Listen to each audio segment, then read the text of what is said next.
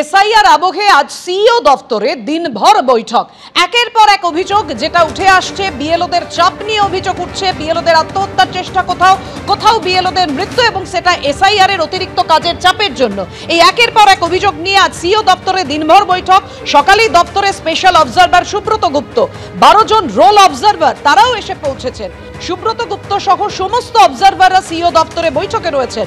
পশ্চিমবঙ্গে এসআইআর এর roll observer হিসেবে অবসরপ্রাপ্ত আইএএস অফিসার সুব্রত গুপ্তকে নিয়োগ করে নির্বাচন কমিশন।